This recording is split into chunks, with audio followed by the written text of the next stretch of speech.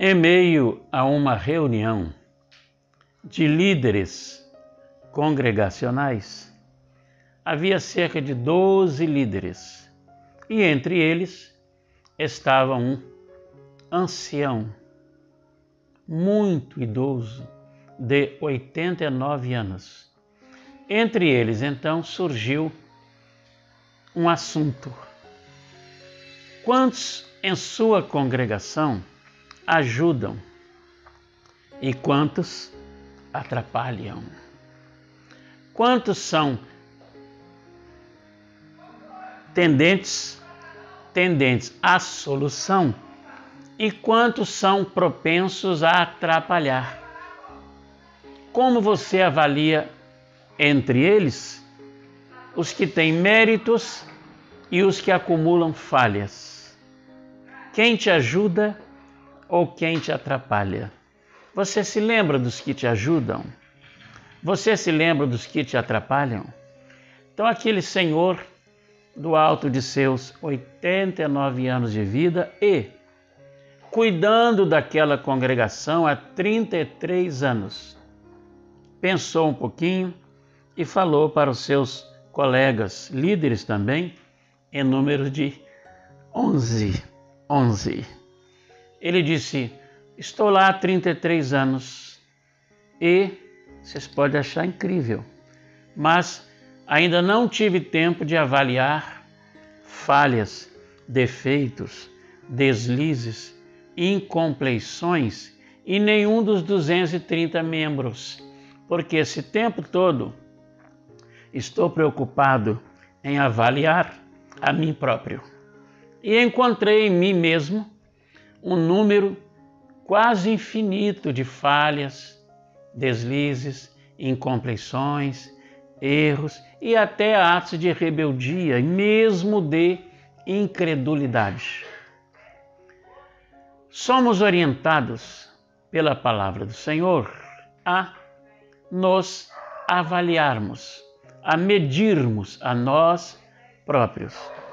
Lá no livro, naquela carta abençoada escrita à igreja de Corinto, em seu capítulo 11, o versículo 31, escreve Paulo, missionário aos gentios e apóstolo emérito da igreja do Senhor Jesus.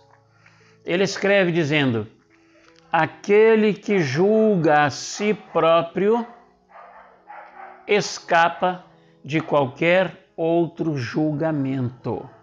Julgamento nas dimensões, no plano sobreterreno, no plano espiritual. Também um juiz notabilizado na nação semita, ou seja, entre o abençoado povo de Israel, tornou-se rei. E na qualidade de rei, possuía ele também o poder de julgar falhas, crimes, erros graves de outros seus conterrâneos e contemporâneos.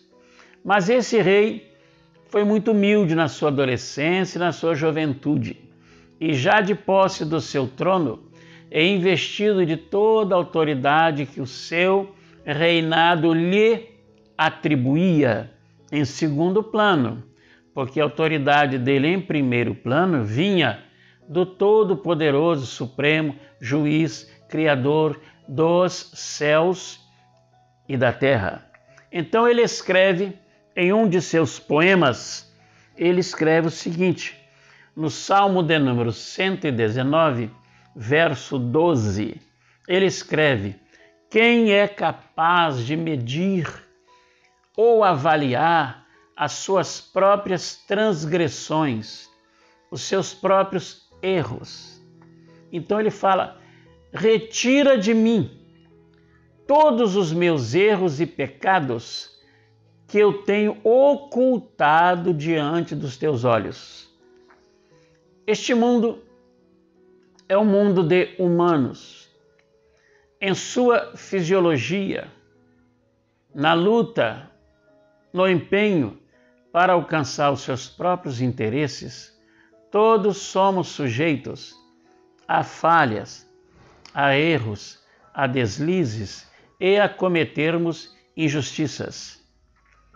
É para essas pessoas que se auto-intitulam falhas ilimitadas que o Senhor Jesus Cristo, que é Emanuel, Deus conosco, se dedica ao aprimoramento, ao aperfeiçoamento de cada um de nós em nossas falhas.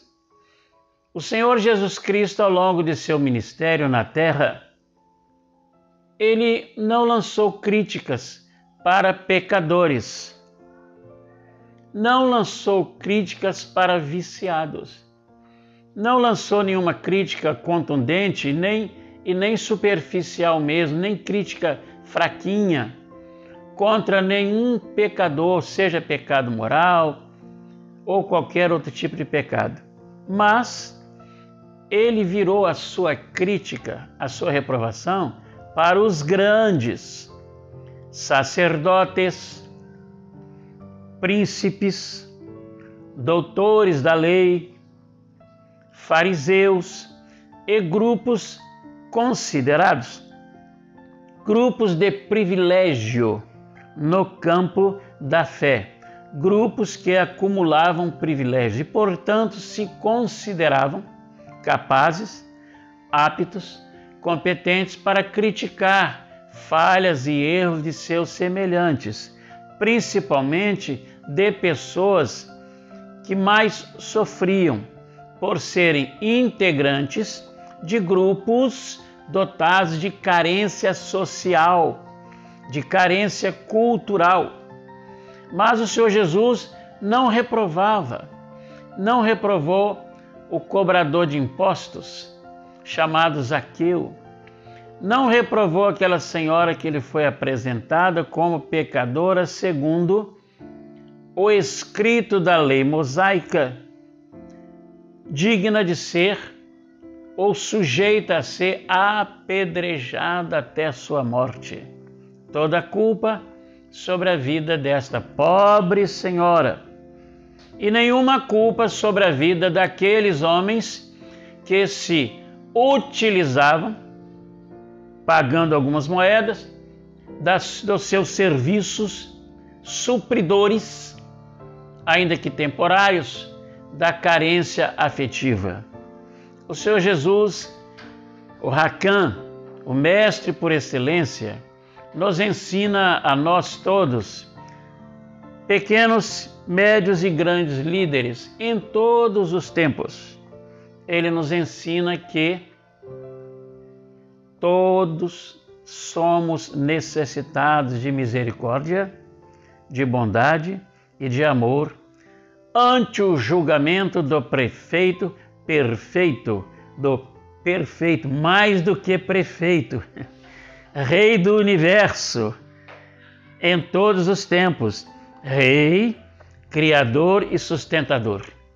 Então nós todos somos carentes precisamos ser perdoados, precisamos ser compreendidos, precisamos até mesmo do afago no plano espiritual, moral e até físico do nosso cuidador por excelência.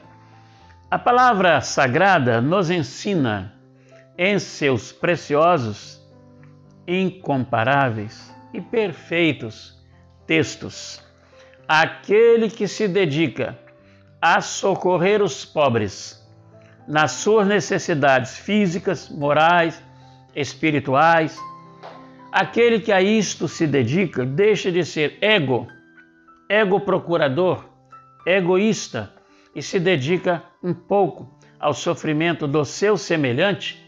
Ele recebe o afago, recebe o carinho, recebe a manifestação de apoio e de ternura do próprio Espírito de Deus, pois a palavra nos fala assim: ele lhe torna confortável a cama em seu tempo de sofrimento, em seu tempo de enfermidade, em seu tempo de dores. Todos gostamos das boas sensações fisiológicas desta vida e deste corpo. Mas ninguém gosta de passar por sofrimentos, dores, provações, febres, infecções. No entanto, aqueles que foram fiéis ao Senhor Jesus, os seus 12 discípulos, Simão Pedro, André, Tiago, seu irmão João, Filipe, Tomé, Mateus, Tiago, filho de Alfeu, Tadeu, Simão, Matias, o 11º apóstolo, e Bartolomeu. Então, amados, todos que carecemos de bondade, amor, misericórdia, conforto, é fundamental que sempre nos autoavaliemos e atribuamos a nós, sinceramente, as notas merecidas dessa avaliação. Certamente os que forem fiéis nunca conferirão a si próprio as maiores e melhores notas.